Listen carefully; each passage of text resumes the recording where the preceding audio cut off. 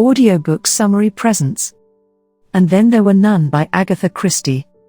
8 people, all strangers to each other, are invited to Indian Island, off the English coast. Vera Claythorne, a former governess, thinks she has been hired as a secretary. Philip Lombard, an adventurer, and William Blaw, an ex-detective, think they have been hired to look out for trouble over the weekend. Dr. Armstrong thinks he has been hired to look after the wife of the island's owner.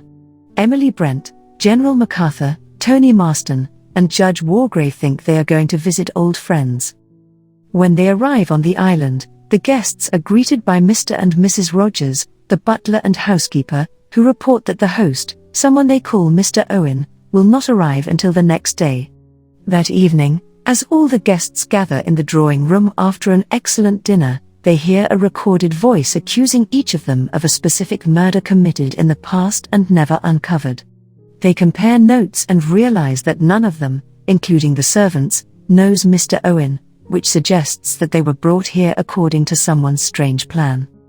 As they discuss what to do, Tony Marston chokes on poisoned whiskey and dies. Frightened, the party retreats to bed, where almost everyone is plagued by guilt and memories of their crimes.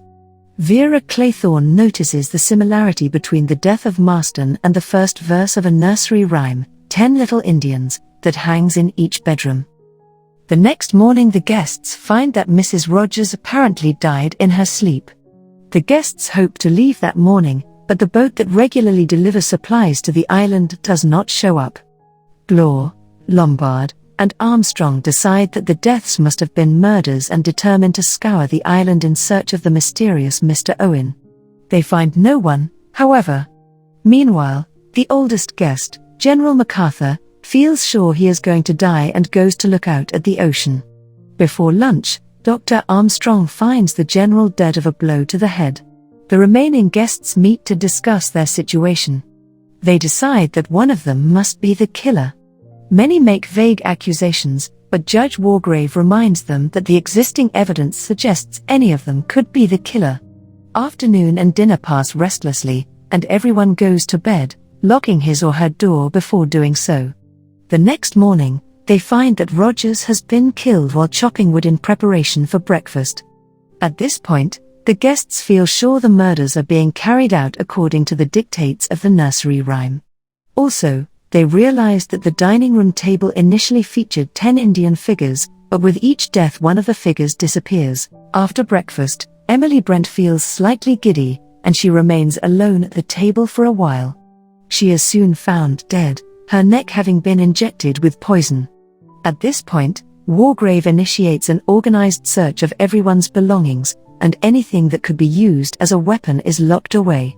The remaining guests sit together, passing time and casting suspicious looks at each other. Finally, Vera goes to take a bath, but she is startled by a piece of seaweed hanging from her ceiling and cries out. Blaw, Lombard, and Armstrong run to help her, only to return downstairs to find Wargrave draped in a curtain that resembles courtroom robes and bearing a red mark on his forehead. Armstrong examines the body and reports that Wargrave has been shot in the head. That night, Blaw hears footsteps in the hall. Upon checking, he finds that Armstrong is not in his room. Blaw and Lombard search for Armstrong, but they cannot find him anywhere in the house or on the island. When they return from searching, they discover another Indian figure missing from the table. Vera, Lombard, and Blaw go outside, resolving to stay in the safety of the open land. Blaw decides to go back into the house to get food. The other two hear a crash, and they find someone has pushed a statue out of a second-story window, killing Blaw as he approached the house. Vera and Lombard retreat to the shore, where they find Armstrong's drowned body on the beach. Convinced that Lombard is the killer, Vera steals Lombard's gun and shoots him. She returns to her bedroom to rest, happy to have survived. But upon finding a noose waiting for her in her room, she feels a strange compulsion to enact the last line of the nursery rhyme, and hangs herself. The mystery baffles the police until a manuscript in a bottle is found.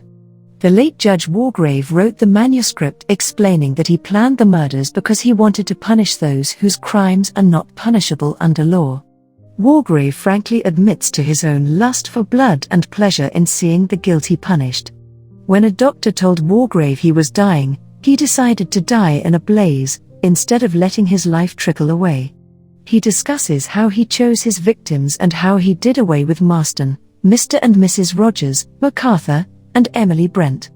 Wargrave then describes how he tricked Dr. Armstrong into helping him fake his own death, promising to meet the doctor by the cliffs to discuss a plan.